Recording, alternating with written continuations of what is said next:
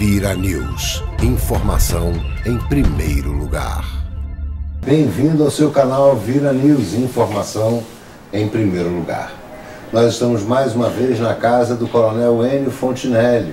Esse cenário que todos vocês já conhecem muito bem. Mas hoje a nossa entrevista não será com o Coronel. Será com um convidado mais do que especial. Uma pessoa que eu tenho um extremo respeito por toda a sua dedicação pelo Brasil, por todo o seu estudo e principalmente pela análise política que consegue fazer. Nosso convidado de hoje é o Fred Pontes, que é o presidente da ACONS, uma pessoa que está envolvida no processo político, em termos de análise política, e que certamente tem muito a me ensinar e a ensinar a cada um de nós. Fred, muito obrigado, tá? Nando, que alegria. Não posso esquecer nunca. A canção do poeta diz assim: berço do samba e das lindas canções que entram na alma da gente. És o altar dos nossos corações que cantam alegremente. Cidade maravilhosa, cheio de encantos mil. Cidade maravilhosa. Coração do nosso Brasil. Lamentavelmente, a nossa cidade está passando por momentos muito difíceis por conta da política, mas se Deus quiser, ela volta a ser a cidade cheia de encantos mil e nós vamos cantar de novo Cidade Maravilhosa. Mas Fred, você é uma pessoa que, como eu disse, eu respeito muito como analista de política. Você tem uma vivência de produção humana, de produção política, de ver encaminhamentos de campanha, de analisar as pesquisas. Não só o que está escrito na pesquisa, mas até o que está por trás da pesquisa. Como é que você está vendo nesse momento essas nossas eleições, esse caminho para o nosso pleito? Olha, Nando, a última entrevista, não é, que eu fiz publicamente, é evidente, foi aqui com o Márcio Labre. Eu assisti essa entrevista. E lá eu dizia do número de indecisos e pessoas que não queriam votar, que era da monta de 42%. Nós tivemos então o primeiro debate, que foi na Bandeirantes, não foi? O primeiro debate. Aconteceu um fenômeno incrível ali. Ali, eu não sei se isso já foi dito ou foi divulgado, senão, não vou falar para todos vocês, o índice de 42%, em 4 dias após o debate, baixou para 38%. Para nós que trabalhamos com pesquisas qualitativas, quantitativas e a busca da compreensão desse ente, às vezes difícil de interpretar, que é o eleitorado brasileiro, foi dado um recado nítido e muito claro de que as pessoas querem votar. Diferente do que eu mesmo imaginava antes, diferente do que muita gente imaginava, diferente do que foi dito durante 2 anos no Brasil, de 16 para cá, é que existe uma tendência que, se vai se confirmar, se vai se manter, só terça-feira agora que vem dirá, porque nós tivemos um outro debate. O primeiro debate, ele foi um debate não só de apresentação, como também acirrado, em termos de disputas duais e mesmo no conjunto. E esse debate, então, baixou esse nível de 42% para 38%, então o povo quer votar. Penso eu, posso estar certo ou errado, terça-feira mostra isso, que nós consigamos ainda baixar mais um pouco para 36% de indecisos. Porque o debate que existiu o último debate na Rede TV, ele foi muito morno, não foi um debate de grandes embates, não foi um debate de grandes apresentações, foi um debate contencioso, porém morno. E creio que mesmo tendo sido morno, ele sirva para sinalizar novamente para a massa que a massa precisa e deve, então, votar. Então, no seu ponto de vista, a cada debate solidifica mais para a população a importância do voto? Enormemente, porque é da tradição do povo brasileiro. É da tradição do que se poderia chamar de sociologia política do povo brasileiro. O povo brasileiro tem esse approach, esse apelo, essa vontade, esse desejo dentro dele de observar uma entidade, ou então um homem, um grupo de pessoas, um partido, enfim, e que catapulte naquilo ali as suas esperanças. Você vê, a monarquia tinha o rei, depois a república se instaura no país e ainda assim se erigem líderes, depois o Getúlio Vargas se transforma num líder, depois Juscelino pega esta liderança e catapulta o Brasil no desenvolvimentismo, depois os governos militares, todos com seus líderes, depois na redemocratização você tem o Collor como um êmulo de grande líder brasileiro e toda aquela coisa, depois você tem o Fernando Henrique como sujeito PSDB, de real, mas é um líder, depois você tem o Lula que é um líder. Então a massa brasileira, dessa sociologia da política brasileira, a massa vai sempre procurar o líder. A questão é, esse líder não existia até 3 anos atrás. Esse líder hoje existe, ele é verde e oliva, e traz consigo a credibilidade e o respeito das Forças Armadas brasileiras. Esse aspecto é preponderante no que nós vamos começar a ver, porque veja, você sabe disso tão bem quanto eu, homem versado em campanhas em política, quer dizer, tudo que nós vivemos de 2013 para cá, esse périplo inteiro, foi um aquecimento para o que começou a acontecer dia 16.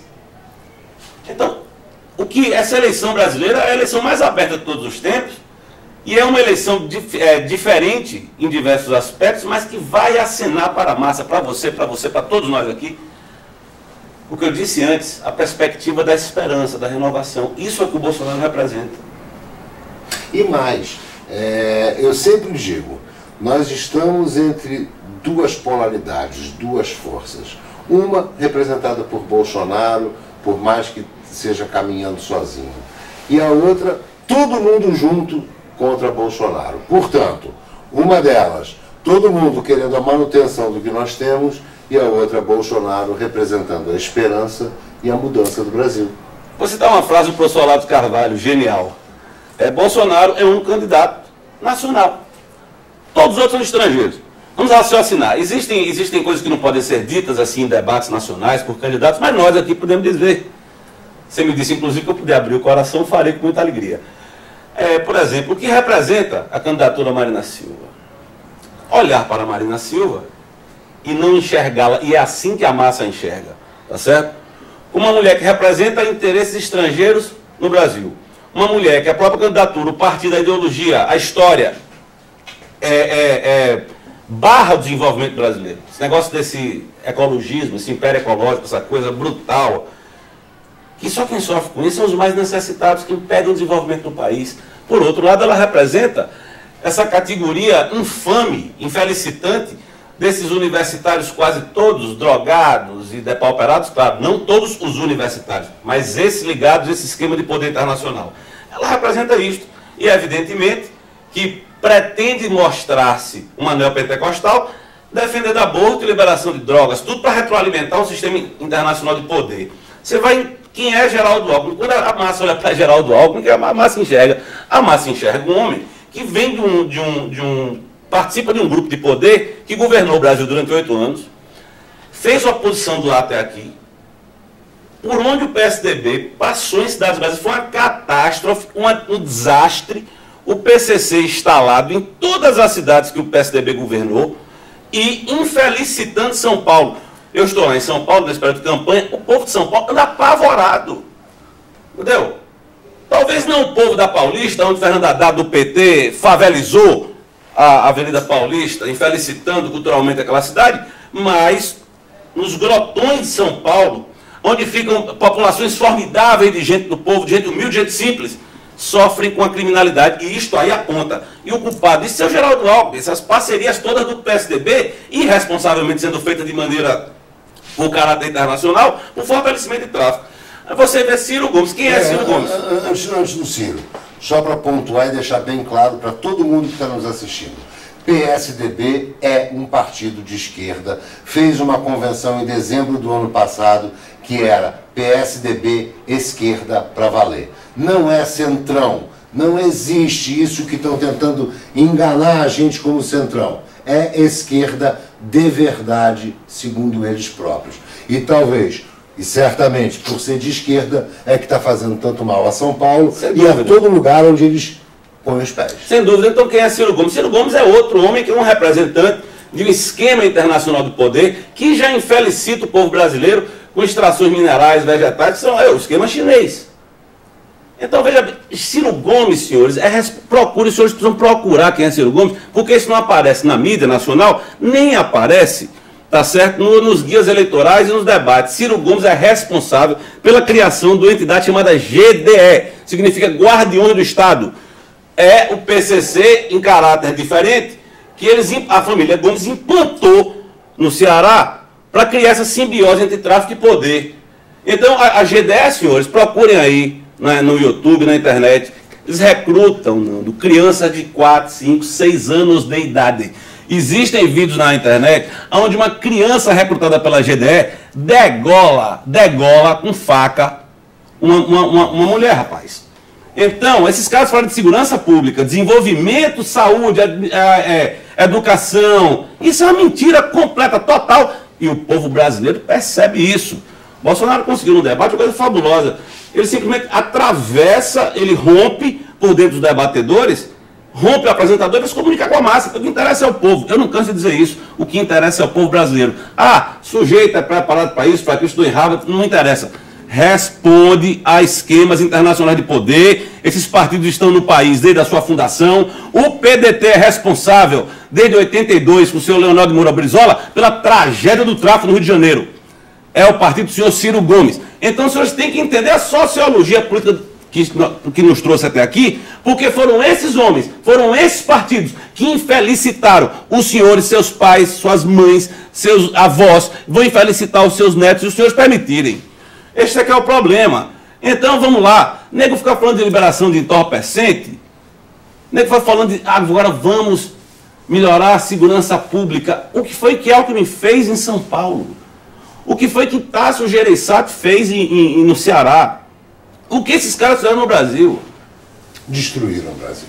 Então, nós estamos no caminho certo, o caminho da esperança, o caminho da liberdade, o caminho da comunicação direta com as pessoas, com amor no coração, com fraternidade na mente, apertando as mãos e dizendo para as pessoas: tenham esperança, votem. O Brasil tem rumo, tem saída, isso já está presente no ambiente. Então, Bolsonaro e Mourão é assim, ó. Vamos lançar uma campanha aqui em seu programa, mano. 17 confirma. Ah, porque não sei o que é ali, não sabe o que é, não tem projeto. Não, você está entendendo. 17 confirma. Não tem mais o que discutir até o dia 7 de outubro. E vamos na eleição do primeiro turno. Até porque a gente está vivendo um risco muito grande nesse momento. Eu sempre digo que é como se fosse um plebiscito que nós estamos vivendo. Ou é, de um lado, todos os partidos, a continuidade do desastre, da catástrofe que nós temos nesse país, ou é do outro lado, Bolsonaro, a única esperança que nós temos para mudar a nossa realidade. É triste isso, mas por outro lado é muito empolgante. É empolgante ver, como você mesmo coloca, é o povo fazendo essa campanha, é orgânica, é uma campanha em que pessoas que nem têm muito dinheiro, investindo pouco que tem para fazer adesivos, para fazer outdoor, para colocar vídeos na internet. É um movimento nunca visto no Brasil. O povo realmente, não só querendo um novo presidente, mas lutando, indo com todas as suas forças para eleger Bolsonaro. É incrível isso. A beleza do movimento popular em direção ao seu líder, ao líder esperado, ao líder tantos anos desejado, ao líder que o libertará. Essa mensagem não há quem consiga passar. O Brasil viveu amarrado a um líder de pés de barro, a um bandido, a um criminoso, a um homem que infelicitou famílias, milhares de pessoas no Brasil. Aquela liderança nunca foi orgânica, aquela liderança foi montada por parte da igreja progressista, por sindicatos, por organismos internacionais, e a mídia inteira fez então o povo brasileiro amarrado num ambiente confinado a acreditar que existia um líder. E esse líder nunca existiu. Esse líder está agora andando nas ruas brasileiras, desce nos aeroportos, 5, 6 mil pessoas. Onde esse homem anda, as pessoas correm para cima dele, mulheres, crianças, idosos. Não há um partido com capilaridade, nem com grana para dizer assim: eu vou botar 5 mil pessoas, vou pagar. Não existe. Não existe um sindicato que o apoie. A igreja progressista não apoia, pelo contrário. Então, isto é um líder popular. Isso é a ligação direta entre homem, líder, e entre povo, porque ele é um homem que veio desse povo. Ele é fruto originário desse povo. A cidade que Bolsonaro nasceu, a cidade pobre. Ele é criança, não é? Vendo o pai por algum problema ser recolhido, ele, aquela lágrima que desce no rosto daquele homem bravo, aquele homem que olhou um dia para o céu, vislumbrou a imensidão, viu um avião rasgando aquele céu, ele ficou perplexo com aquilo e disse: pô, isso aqui é o símbolo da liberdade, eu vou então ser paraquedista. Porque no âmago dele tem um sonho de liberdade, tem um sonho de transcender e voltar para junto de seu povo e dizer assim: nós vamos juntos recuperar a nação. Essa mensagem é a única mensagem possível de ser interpretada e de ser passada. Não passar isto é cair numa abstração grotesca. Homens, não, eu, você, quaisquer um, e líderes têm história, têm origem, respondem uma tradição. Bolsonaro é esse homem. Imagine você, o sujeito olha para o céu, vislumbra a liberdade e eu vou para o exército brasileiro, vou servir as pessoas. Eu quero servir, eu quero poder ajudar o povo brasileiro. Depois foi para a política, continuar ajudando o povo brasileiro. E agora esse homem diz assim: é chegado no momento, minha maturidade, meu encontro espiritual com Deus, meu encontro espiritual com o meu povo, eu vou servir ao conjunto do povo brasileiro. Ou é assim, comandante? Ou ninguém está entendendo o que se chama de fenômeno Bolsonaro. Pode se discutir na internet? Pode. Discute o que quiser. Agora, a mensagem que o homem passa para a massa é do reencontro da massa consigo mesmo, catalisada num elemento agente, num ser humano que tem a linguagem do povo, que Bolsonaro é meu pai. É um homem sério, austero, que me criou tão bem. É o seu pai, é o seu tio, é o cara que se encontra no boteco. Te criou tão bem porque te quis tão bem, sempre te quis bem. Entendeu? Querer bem não é facilitar. Querer bem não é fazer as vontades. Querer bem não é encher de direitos, mas sim colocar a responsabilidade dos deveres em cada cidadão. E nós temos nesse momento o dever de lutar pelo Brasil, de mudar o nosso Brasil. E você começou a nossa entrevista falando sobre os indecisos, e cada vez são menos indecisos. Nós temos no meio desses indecisos, claro, muitas pessoas que são os nossos companheiros patriotas, intervencionistas, que a gente já percebeu também que essa massa está se direcionando para eleger o Bolsonaro, porque é a única opção, ou eleger o Bolsonaro ou continuar do jeito que está. Vão continuar reclamando e buscando uma ruptura institucional, que é uma coisa que não é boa para o Brasil. O Exército Brasileiro, através do Bolsonaro, resolveu fazer uma intervenção por via democrática. E essa intervenção está aí. É como você disse, é Bolsonaro, o homem do povo, o homem que anda com o povo, o homem que o povo carrega, o homem que as pessoas têm orgulho de usar uma camisa com o nome dele. E não é camisa dada por partido, não é camisa comprada com o dinheiro do povo, através dos impostos, é camisa feita pelo povo. É o povo que quer, é o povo que está fazendo uma campanha orgânica como nunca foi vista. Então, a minha pergunta é, dentro desse cenário que cada vez tem menos indecisos, tem menos pessoas que dizem que não vão votar, no seu ponto de vista, qual percentual que a gente consegue capitalizar para a eleição de Bolsonaro? Bom, a comunicação sendo feita correta, desse reencontro não só do líder, do homem do povo consigo, com o próprio povo, nós temos outro dado fabuloso da história brasileira, que é o reencontro do povo com as suas Forças Armadas. As Forças Armadas tiveram importância gigantesca no Brasil, em todos os tempos se pode chamar de Brasil, que é um extrato também desse povo, não é? Então, esse encontro é um encontro histórico no país. Quer dizer, existe um líder, esse líder é proveniente desse extrato profundamente nacionalista e brasileiro, que são as Forças Armadas. Esse líder se desloca das Forças Armadas, entra no ambiente da política. 27 anos depois, ele completa um ciclo e se apresenta à nação brasileira e diz assim: nós pacificamos as relações sociais e as relações nacionais. Nós estamos devolvendo a você, povo brasileiro, o que você nos deu de melhor. O encontro, o reencontro do povo com o povo. O povo com verde oliva, que também é povo, e ainda acima de tudo o é.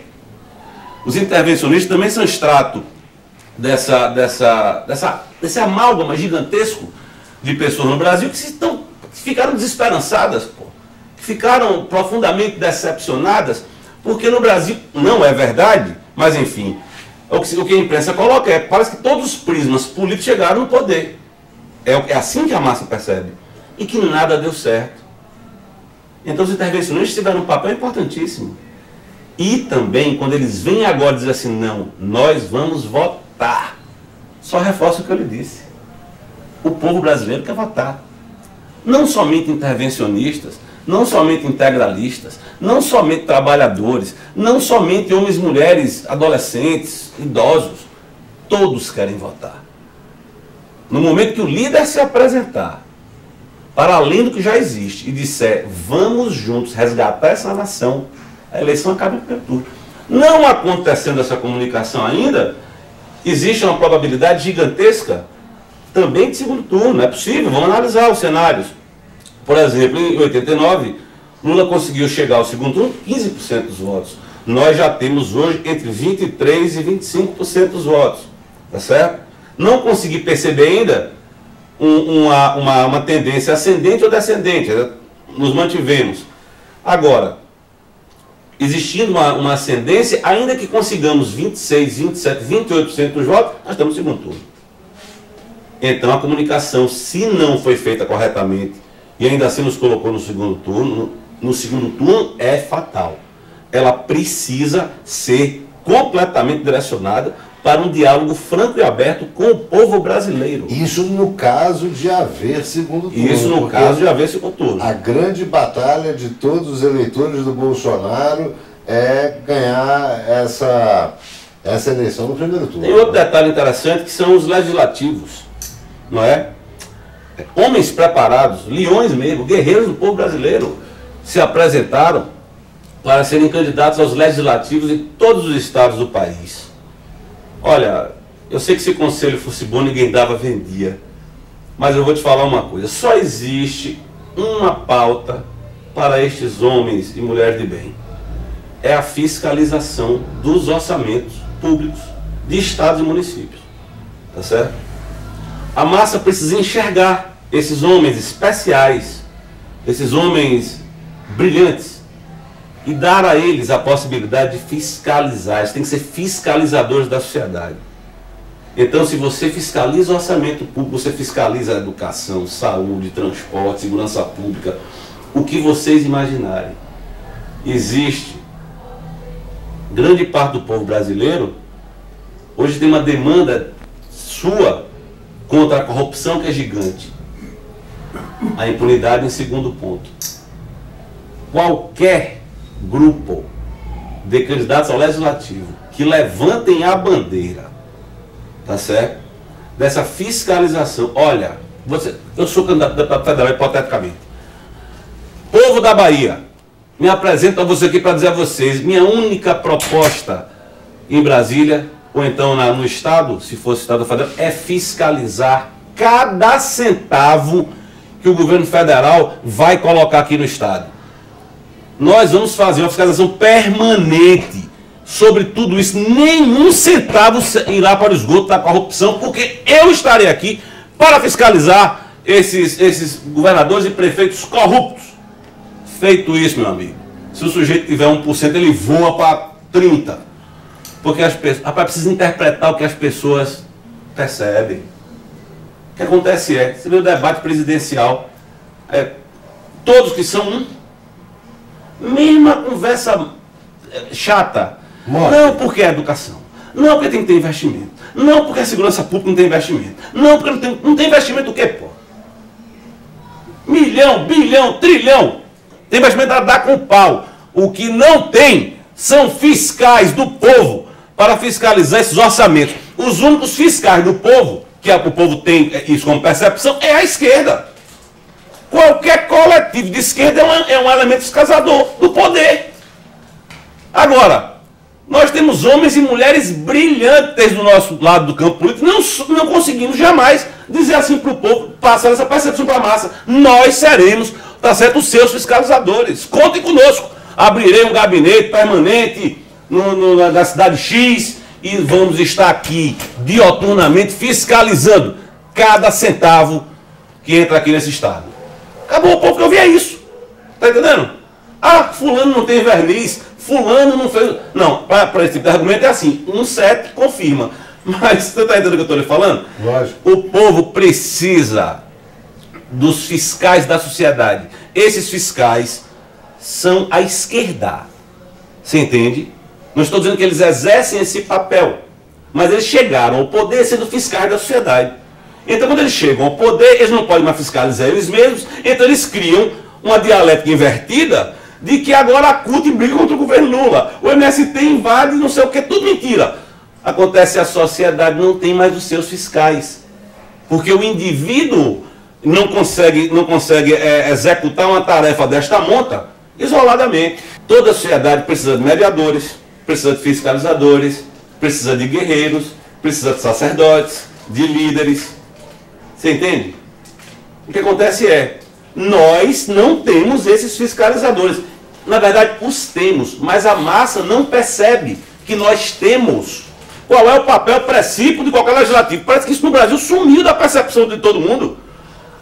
Olha, legislativo, o papel precípio, está na Constituição Federal, é fiscalizar o poder. Fiscalizar orçamentos, governos e tais.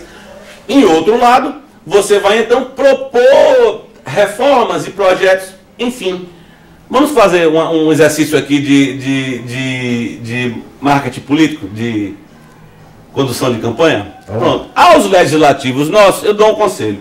Esses senhores vão ter 2 linhas de ação só, não mais que isso. Uma linha é fiscalização, onde vocês vão ter um discurso, um diálogo muito forte com a massa, convencer o povo que vocês são capazes de ser a voz do povo, dessa massa sofrida perante o poder instituído, seja quem for.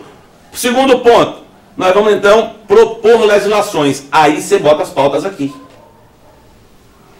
Né? Vamos sair da internet, vamos conversar com a massa. Vamos dizer assim, a massa, nós estamos aqui, nós somos brasileiros como vocês, nós somos gente como vocês, pessoas do povo, temos esperança, temos dores, tá certo? Nos emocionamos profundamente como os senhores.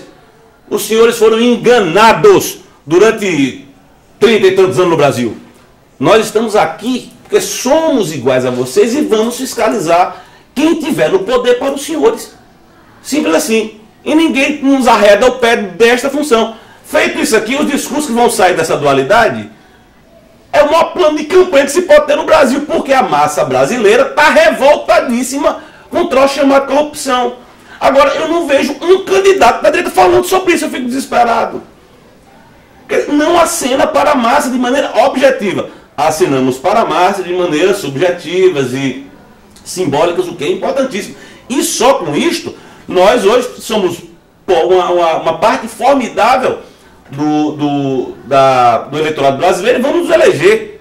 Agora, é preciso ir além. Nós vamos ter problemas enormes de governabilidade. Então, esses homens e mulheres que vão ser fiscais da sociedade, é quem vai colocar sindicato nos seus devidos lugares, prefeito de esquerda em seus devidos lugares, governadores de esquerda em seus devidos lugares, tá certo? Antifa do JS, organizações paramilitares da esquerda, nos seus devidos lugares. Os senhores fiquem aí. Os senhores todos vão ser denunciados no Ministério Público, são ladrões, corruptos, tá certo? São vilipendiadores do povo.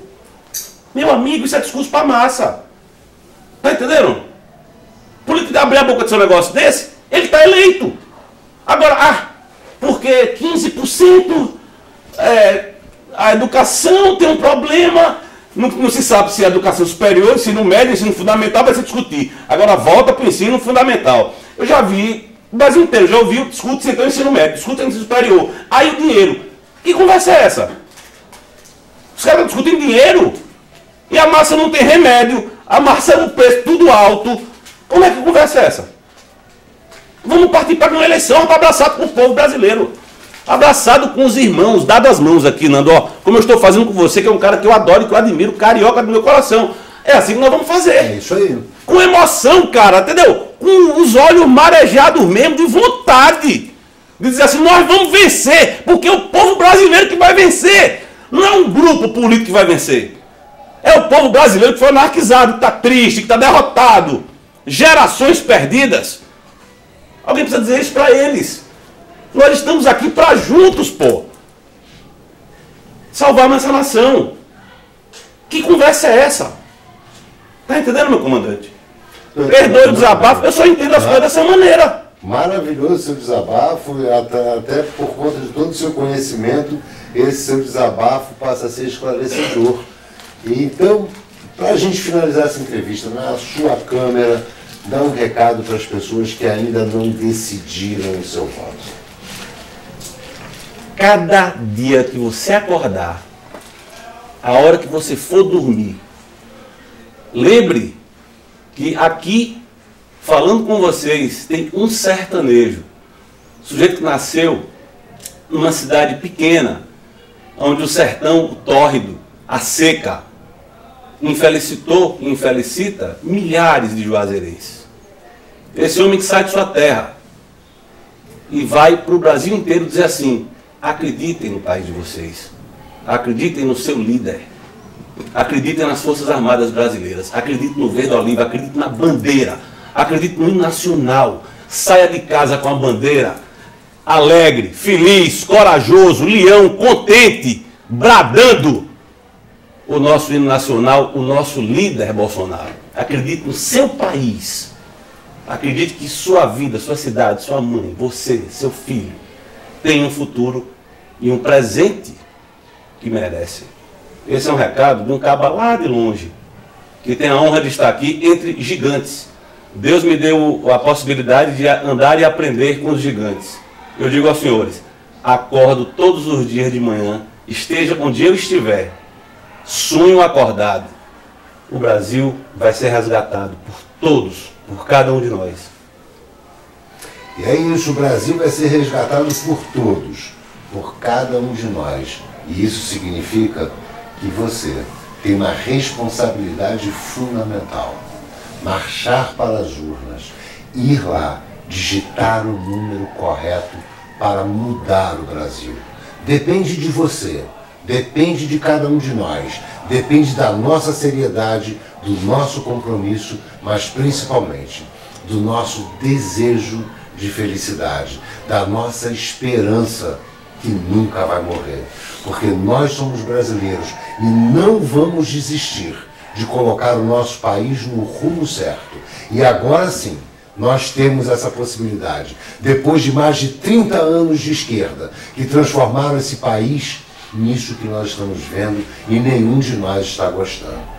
Fred, te agradeço muito, foi um prazer, uma honra te ter aqui junto conosco no Vira News. Você engrandeceu o nosso canal. Foi, poxa, eu não tenho palavras para agradecer. Espero que a população, todo mundo que está nos assistindo, entenda que momento importante esse para o nosso canal, como você disse, de uma pessoa que sai lá da Bahia, interior da Bahia, está hoje correndo o Brasil, ajudando as pessoas de direita a entenderem o seu posicionamento e, principalmente, entenderem a importância que elas têm para a nossa nova pátria que começa a ser construída a partir de 2019. Que alegria, mestre. Deus abençoe. Obrigado a você. Tamo junto, hein? Tamo junto.